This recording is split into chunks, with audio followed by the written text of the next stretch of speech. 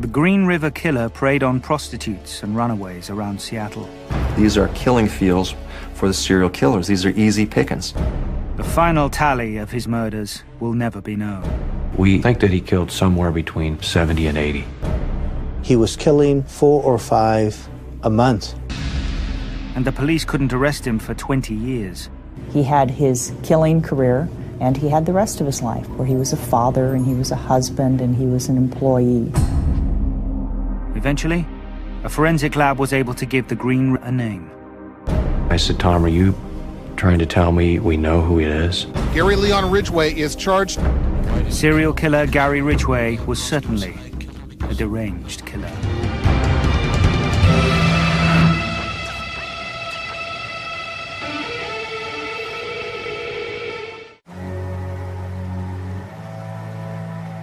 The Green River runs south of the city of Seattle. People go to the river to fish, to work, to play. One man went there to dump the bodies of women he had killed.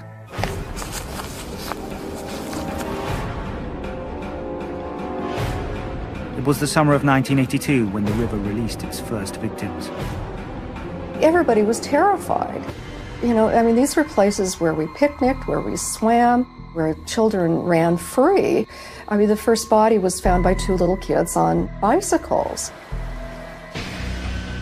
On July the 15th, 1982, 2 children spotted a naked body snagged on debris under a bridge. Her name was Wendy Lee Caulfield, a 16-year-old runaway. She had been strangled. 4 weeks later, the naked body of another young woman, Deborah Bonner, was found drifting face down in the river. She had also been strangled. Everyone was rather mystified. I mean, they thought, is this the work of more than one person? And where does it begin and where does it end? And how could this be? 3 days later, on August the 15th, a man was taking a leisurely trip down the Green River when he came upon a strange sight. What at first he described as a mannequin. Then he saw 2 and he thought that, well, that's a little strange that 2 mannequins would be weighted down with rocks next to the river, and as he drifted closer, he discovered they were deceased human beings.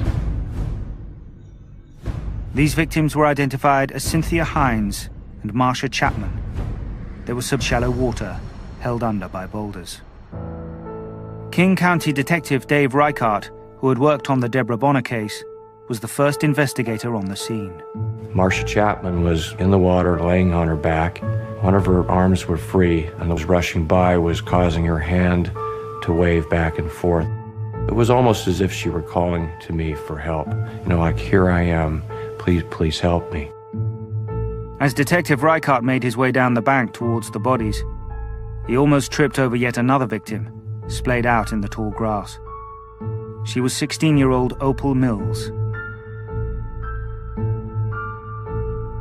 Deborah Bonner showed up on August 12th in the river, and then on August 15th, 3 more bodies showed up. We certainly knew we had a serial killer. The killer seemed to have placed the bodies as if they were mannequins and not people. Small rocks were inserted in the orifices of 2 of them. The police thought it might be what is called a signature, a way for the killer to uniquely mark his work. In the river, there is some sort of attempted posing going on and a signature that's being laid out. But what do the rocks mean? Only what's inside his mind knows that. Before his grisly discovery, the boater had an encounter with a mysterious man standing on the riverbank. He waved at this white male, and there was a brief greeting exchanged, "Have a nice day," and the person on the riverbank got into a pickup truck, according to this witness, and drove off. Dave Reichart and his crime scene investigators combed through the trees and grass and along the sides of the riverbank for evidence, for something that could point to the killer. Each crime scene that you go to, you know you're walking in his footsteps, and you are trying to put yourself in his shoes. What did he do? Where did he walk? What was he thinking? The investigators' painstaking approach revealed critical pieces of evidence. One of the first amazing pieces of evidence that we collected was bodily fluid. Spermatozoa was collected and placed in a test tube and frozen. The second interesting piece of evidence that was collected was a blouse that was probably about a quarter of a mile downriver from the body sites. It was all alone. The blouse was found near a road where people often dumped rubbish. So for us to take that blouse was very fortuitous, as we discover later. Another crucial piece of evidence had been recovered from the first victim before the police knew that they were dealing with a serial killer. The third piece of evidence that we collected was off of Wendy Caulfield, and that was a ligature that was kept.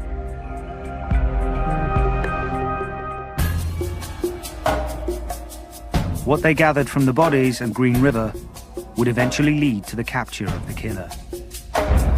But it would take 20 years, and in these 2 decades, the killer would murder at least 48 women.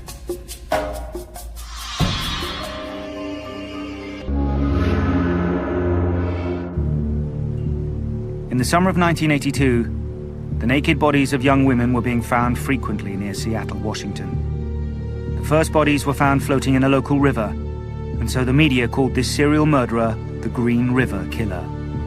There seemed to be no end to the murderous rampage. Police and searchers have found several pieces of evidence that may or may not be linked to the dead women or their killers. More human remains were found at the site yesterday afternoon. In the wake of the killings, fear quickly spread through the quiet suburbs on the banks of the Green River. The King County Police and other local law enforcement agencies launched a major investigation. They put the river under observation, but word got out, and the surveillance turned up nothing. It was reported on the news that we were going to have surveillance. He quit using the river to place his victims. He learned a lot from all of us, unfortunately. A month after the women were found, a 6th body was discovered in a wooded area, frequented by prostitutes near the Seattle airport. Police determined that 17-year-old Giselle Lavaughn had disappeared within days of the original Green River victims. Death was also by strangulation. All the women were runaways, or prostitutes known to work the seedy red light district along the Pacific South Highway, the area where they had last been seen. You give me any city where you have prostitution, where you have drug addicts, where you have throwaways. These are killing fields for the serial killers. These are easy pickings. The killer seemed to have a particular interest in prostitutes. It could have been personal, or he could have chosen these victims simply because they were easy to find and easy to kill. The victims were very vulnerable young girls and young women. We found young girls on the street working as prostitutes as young as 11 years old. The evidence investigators had assembled wasn't enough to generate any firm leads. It's a prostitute. You find hair and fiber evidence. You find evidence of semen.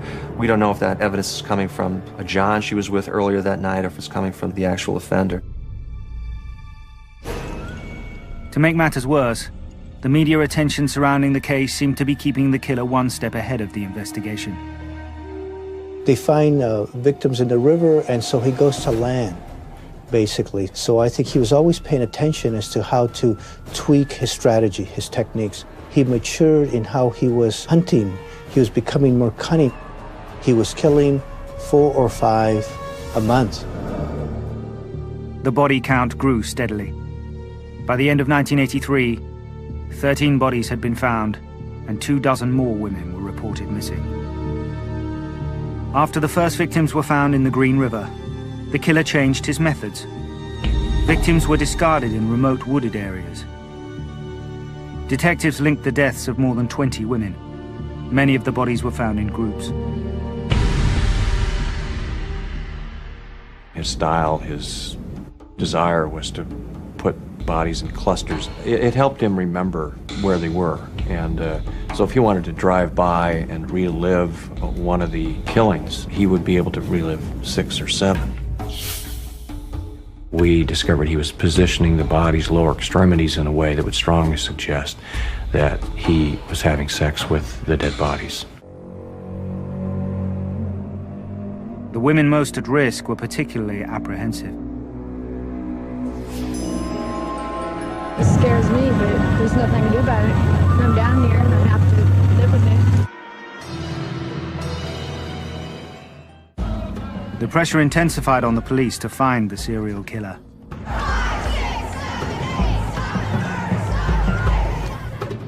In 1984, the Green River Task Force was formed with a staff of 50 and a hotline to take tips from the public. Green River Task Force, may I help you? With so few clues, the investigators had to spread their net wide.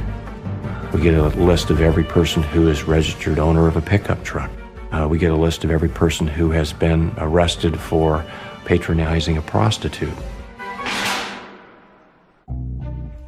To get a better idea of the sort of person they were searching for, the police consulted with the FBI Behavioral Sciences Unit. Then in its infancy, the unit used interviews with known predators to develop profiles that might help lead police to serial murderers. The profile kind of indicated to us that this person would be a white male, that he would be someone who is not able to hold a steady job, someone who is not able to keep his family and a marriage together. I did a profile, and I believe that the subject was familiar with that area, so he's an outdoor type of person. I believe that the subject would have injected himself into the police investigation if they got close to him. He would have contact on the strip where these prostitutes operate and would talk to him. The police compiled an extensive list of suspects. One of the scary things is that as we collected tip sheets and we discovered that there were a lot of men out there who sort of fit different aspects of the profile. So we had 12 to 15,000 suspects that we were looking at. Many victims weren't reported missing until long after their remains were found, making it difficult to identify them or trace their movements. When a victim is missing, they don't know now if she's gone to another city. They operate an area of prostitution from Anchorage, Alaska down to San Diego. So it makes it very, very difficult.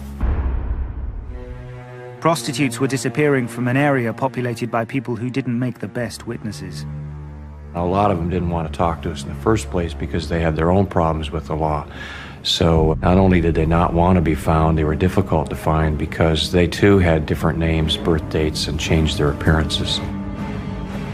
Every day we left that office, there were photographs of 20, 30, 40 women who had fallen victim to this man or were missing. And for all of us, that was a reminder that you can't give up.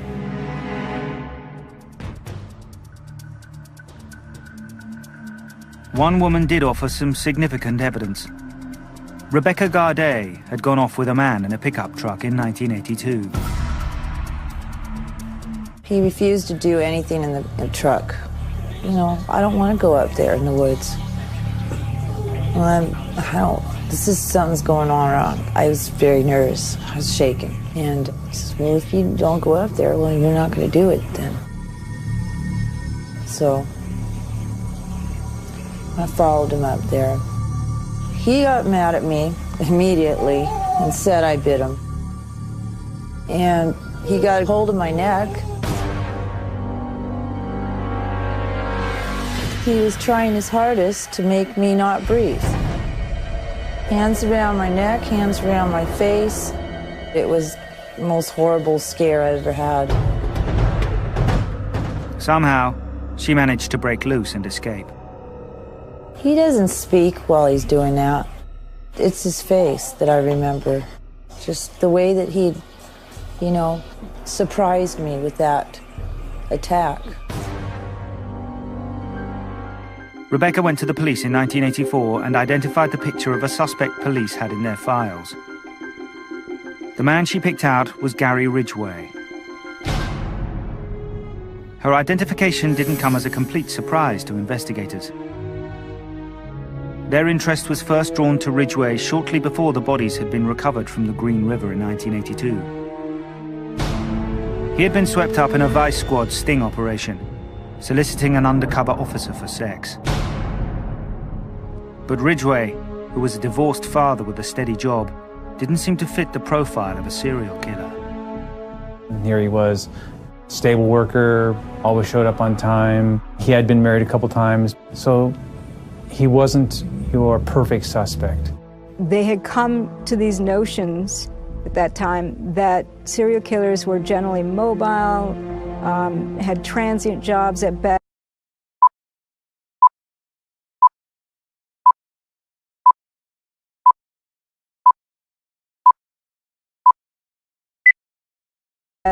limited education, loners, didn't have families. So none of those things fit some of the people they were eyeing as good potential suspects. The next time Ridgway's name came up was 1983, when a man saw Marie Malvar getting into a pickup truck. He doesn't think that she looks like she's feeling very comfortable with this guy as he sees her face through the windshield, and she disappears into the night. He told Marie's family, who managed to trace the pickup to Ridgway's house. When she didn't return, they went to the police. He was caught after having picked up Marie Malvar and confronted by police officers at the time regarding her potential disappearance. But he was able to talk his way out of that one. He was able to talk his way out of Rebecca Gardet's assault charge, too. He claimed that she had bitten him and he had defended himself. He wasn't held. Gary Ridgway was a prime suspect, but there was no conclusive evidence against him. Ridgway, of course, is on the list of registered pickup truck owners. He's on the list of people who patronized prostitutes. We have a detective interview him, and of course he denies any involvement. He was called in by the task force on several different occasions to be interviewed, and even though he had killed a woman 3 weeks before one of the major interviews by the task force, he displayed no signs of nervousness. Ridgway even passed a polygraph test. The polygraph test is based upon one's guilty emotions. And if you don't ever feel guilty about what you've done, you're going to be able to pull the wool over somebody's eyes. Would always say, do I look like the Green River Killer? I mean, he's a smaller built, framed man who is not intimidating at all, really an unassuming sort of personality and appearance. Meanwhile, the killings continued. At times, the Green River Killer seemed to be mocking the police.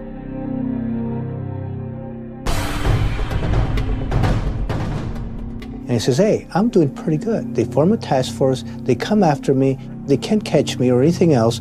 And I think he starts playing more of a game of moving pieces around.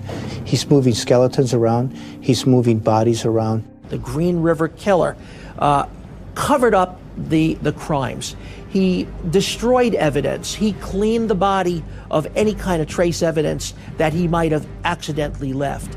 He prevented himself from leaving fingerprints, and where he might have, he cleaned that up. So we have a clever criminal who knows full well that the police are searching desperately to find him.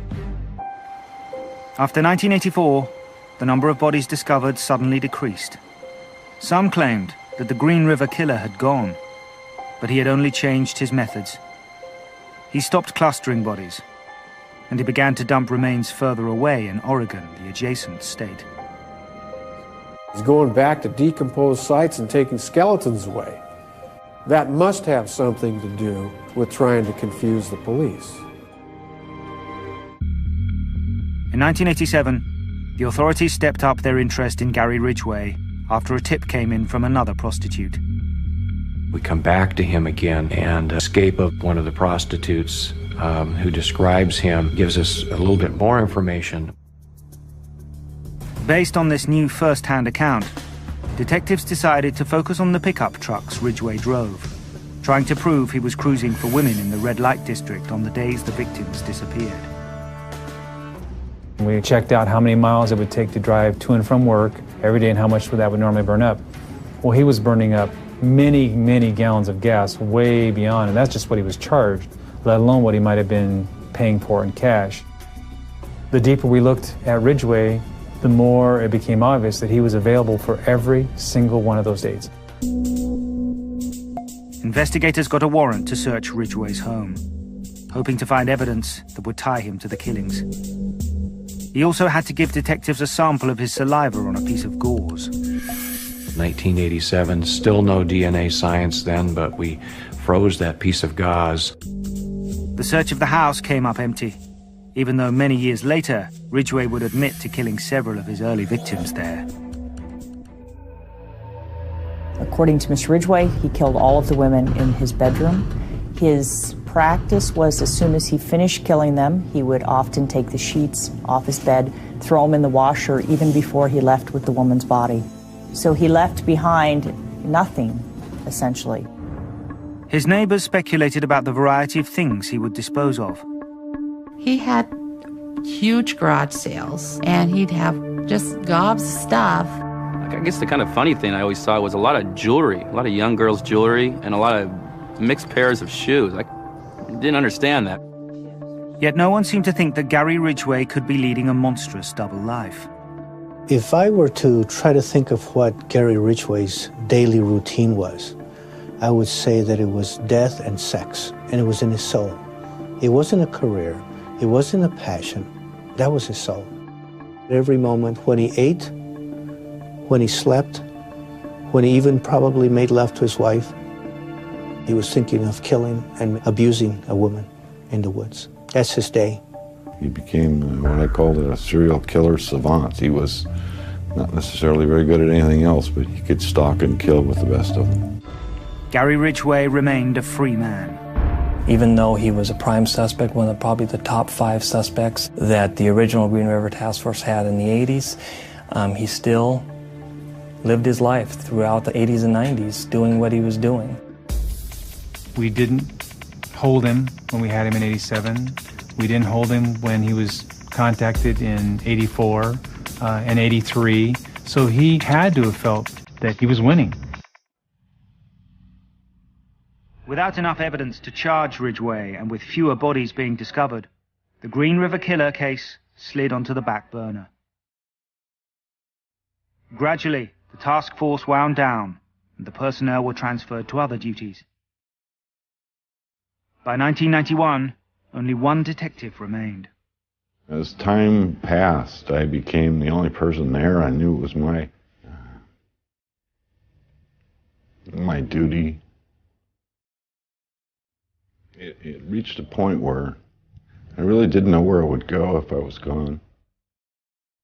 Tom Jensen became the keeper of the flame.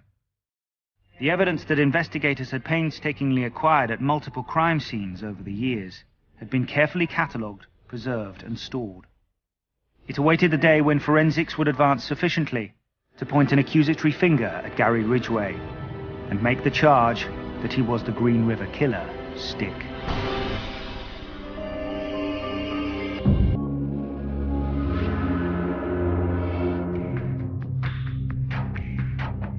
In the 1990s, the Green River Killer faded from the headlines. Police didn't find any more bodies as the killer became more careful about hiding them. The last detective on the case, Tom Jensen, was patient, waiting for DNA testing to improve enough so that he could submit some of the old evidence for more sophisticated forensic tests. He wanted to compare it to a DNA sample detectives had taken from one of their prime suspects years before, Gary Ridgway. DNA from his saliva and the sperm taken from the victims could not be definitively matched by 1980s techniques. We were told the science wasn't quite there yet. Your samples are minimal and they're very unstable and they could be destroyed when we test them again. So wait for the science to be right. The technology today can actually get a result with that kind of DNA, whereas the technology back in '87 could not. In fact, we have been able to test evidence more than 30 years old in criminal matters and get a complete profile with the current technology, whereas using the older technology, we probably would have gotten no results at all. Because of the size of the sample and the condition that it was in, we figured we probably were going to have one shot at it. And we wanted it to be the best shot we could take. So those samples went back on the shelf, went back in the refrigerator for a number of years.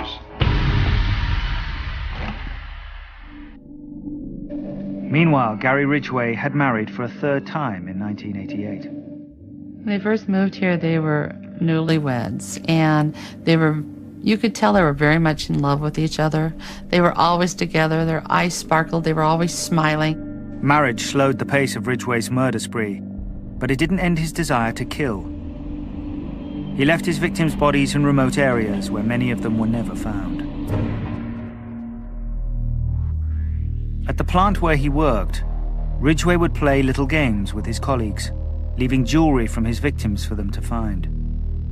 One of the employees picked it up, put it on, and had a real good find. In Gary's mind, I think he walked very quietly and had a little smirk on his face. He had his killing career that he did out of sight from any other people, and he had the rest of his life where he was a father and he was a husband and he was an employee. By 2001, forensics techniques had advanced sufficiently for Tom Jensen to unlock his carefully stored evidence and submit it to a lab.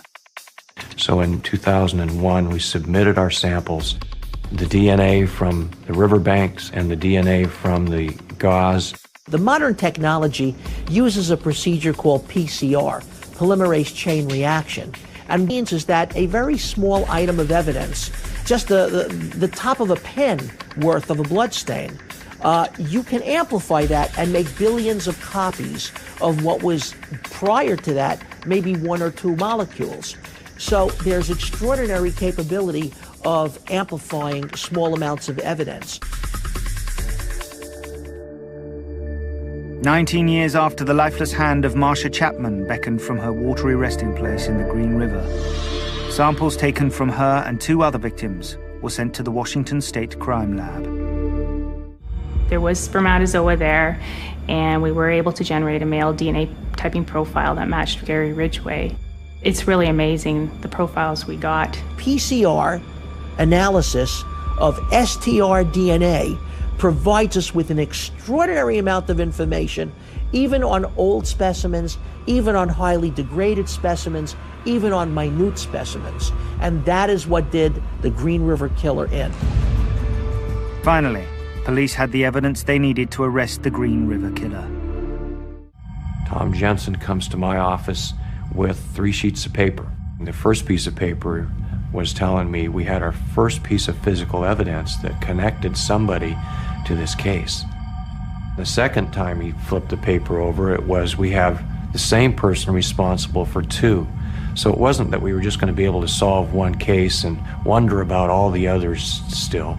Now we really had a chance to at least say we could connect one person to the bodies in the river. The last lab report was in an envelope.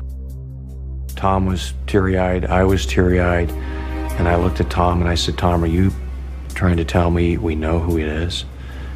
Who the Green River Killer is? He didn't even have to open it. He immediately just picked it up and said, it's Gary Ridgway, isn't it? We collected this evidence in 1982. We collected evidence in 1987. The DNA science starts to be developed in the late 1990s. And the fact that we could go back and take a look at the evidence collected so long ago and have science tell us with absolute certainty that it was one person out of the 12 to 15,000 suspects that we had. It was unbelievable. On November the 30th, 2001, the criminal career of Gary Ridgway abruptly came to an end.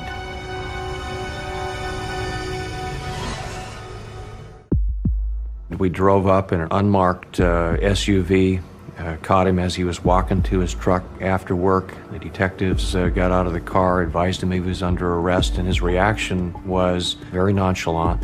And he said one word, and that was, okay. He asked no questions, he showed no emotion, complied with getting into the vehicle, and in the 20-minute ride back to our Justice Center, he only asked one question during the entire ride. What's going to happen to my truck? Based on newly developed DNA evidence, Gary Leon Ridgway is charged with killing Marcia Faye Chapman, Carol Ann Christensen, Cynthia Gines, and Opal Charmaine Mills. Despite the suspicions that placed him in the top 5 suspects since the late 1980s, how had Gary Ridgway managed to escape justice for so long? He was good at what he did. He didn't leave a lot for us to work with. But a lot of people worked hard at collecting every little bit that was out there. And 20 years later, it paid off. We did care. We did investigate. We did collect evidence. We could find all the evidence when this thing finally came to trial.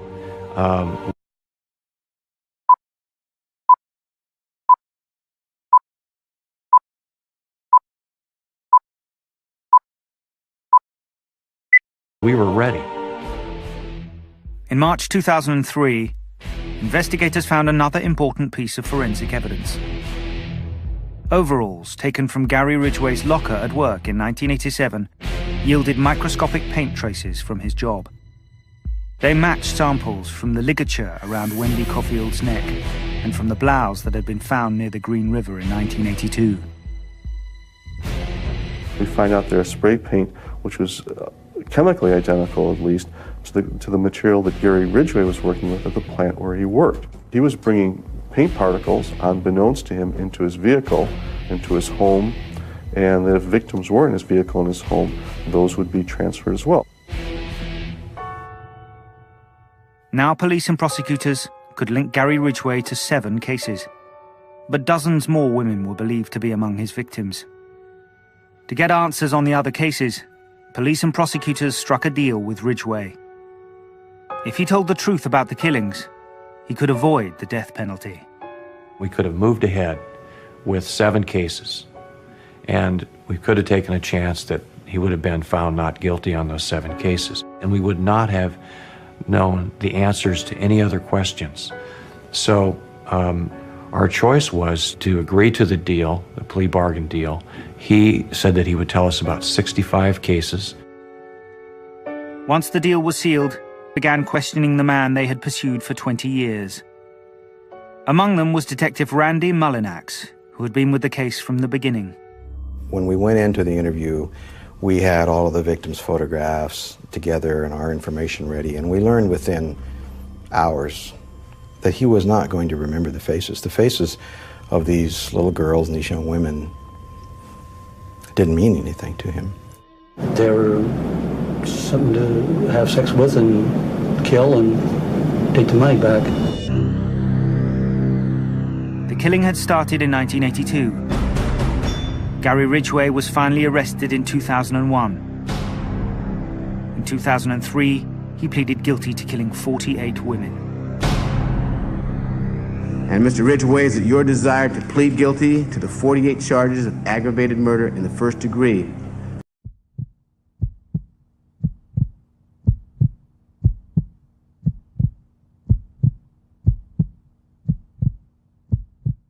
Because you believe that you are guilty of each of those offenses? Yes. It was all a part of a controversial deal. The killer's life in exchange for the truth about what happened to his victims and where those who were still missing might be found. But to get to that truth, investigators had to go on a dark journey deep into the mind of a serial killer.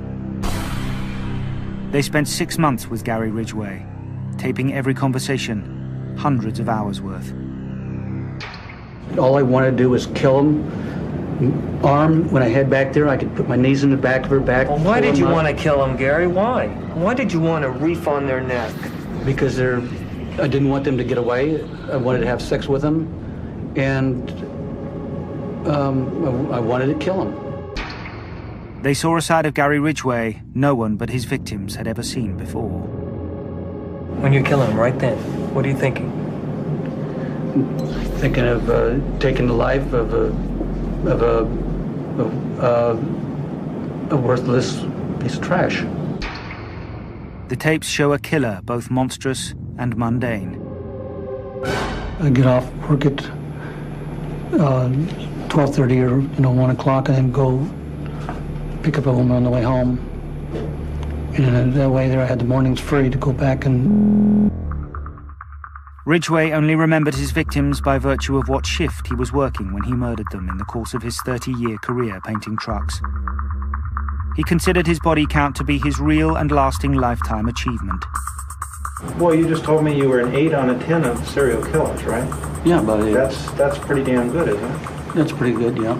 Where would you rank yourself? Do you think you're one of the best of all time? According to the number, probably one of the best, yeah. In terms of your own mind, where do you rate yourself? I rate myself as probably number 1. What's going through your mind? Describe the anticipation that's going on in your mind. I mean, the knowing I'm going to kill him afterwards, and then my hate would jump in. My hate to kill him and not to have to pay for sex and I'd have sex with him again the day later or something like that. He is a person, this is very clear, a person, in my opinion, has no remorse.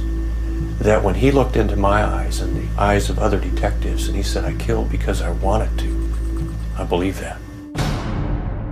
Ridgway was secretly moved out of jail into police headquarters. There he lived in this small office for close to 6 months, sleeping on a bare mattress. He spent each day surrounded by the men and women who had once tried so desperately to catch him. It was the strangest experience of 25 years in law enforcement. To walk into my office, to have him say good morning or good night to you for 6+ months, it was very strange for all of us. Yeah, I had 20 years worth of questions and I plan on getting answers. How old were you when you killed your first human being? Quick, come on. I don't remember how old, but it was in 82. No, What's the answer to the question? It wasn't always easy to get a straight answer. This guy's a pathological liar, not only a psychopath with no feeling at all, but he has difficulty. He can't tell what's truth or what's a lie. He doesn't know the difference. However, in the course of their interviews, investigators were able to gather important information. They learned, for instance, that as a teenager, Ridgway had stabbed a young boy, wounding him in the side. Mr. Ridgway, according to the boy, and Mr. Ridgway admits this, said, I just wanted to see what it felt like to kill someone. And Mr. Ridgway laughed and walked away. It would be... Detectives also Ridgway had a difficult relationship with his mother. He was a bedwetter into his early teens and recalled her punishing him. He later developed intense lust for his mother combined with humiliation. He talked about gazing on her as she sunbathed, and he had sexual fantasies about her. Almost in the same breath, Mr. Ridgway would say that he felt rage toward his mother, that he wanted to kill her. When he was 21, Gary got married and joined the Navy. He was shipped out to the Pacific, and in the Philippines, he enjoyed the services of prostitutes and caught a venereal disease. Could his hatred of prostitutes have originated here? Or did he hate all women, but find prostitutes easy targets? I hated women. They also learned how he was able to convince so many young women to go with him, even at the height of the Green River Killer's attacks. His M.O. would be to park his truck and look like he had car trouble, and then he would be approached by them. So he would kind of appear as non-threatening. And then they'd make a deal and they'd get in a car and they'd drive off. In one shocking admission, Ridgway said he had used his young son as a decoy to suggest he was harmless when he was picking up one of his victims.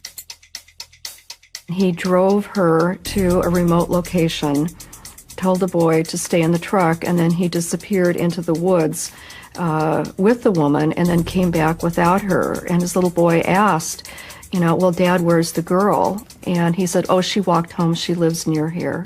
And he actually said, if my son had seen anything, I would have had to kill him too. In the end, detectives managed to extract satisfactory answers to every question but one.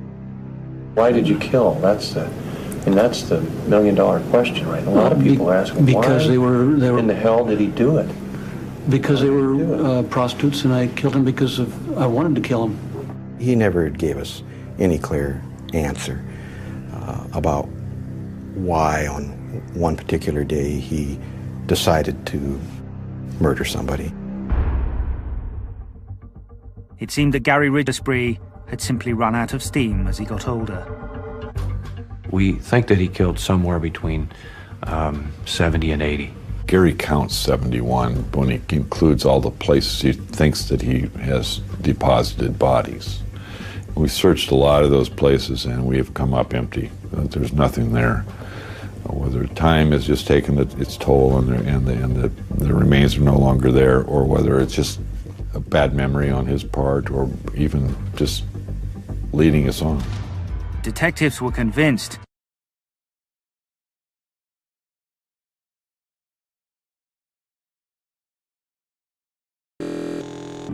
kidnapping and murder is a story of police dedication and the pioneering of forensic investigation in Australia.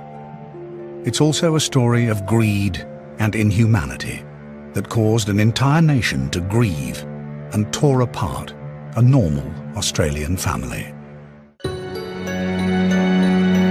Get ready for the start of Investigation Discovery now, as Deranged Killers remembers the search for a mass murderer.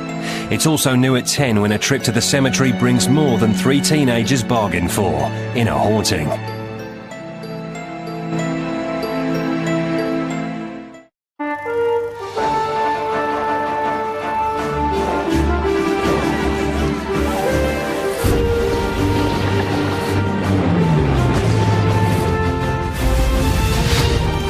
Extraordinary lives, extraordinary stories. Films on Discovery coming soon. You're watching Investigation Discovery, continuing at 10 with a brand new episode of A Haunting.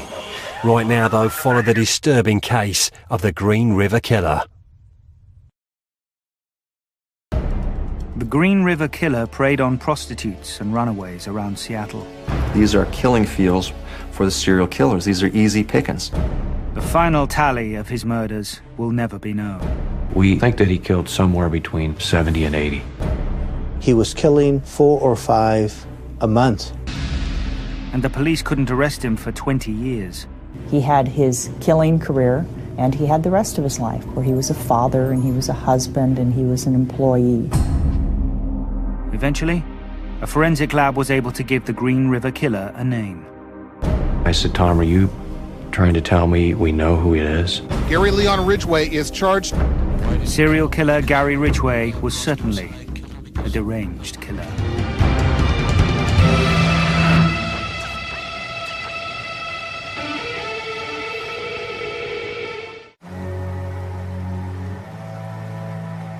The Green River runs south of the city of Seattle. People go to the river to fish, to work, to play. One man went there to dump the bodies of women he had killed.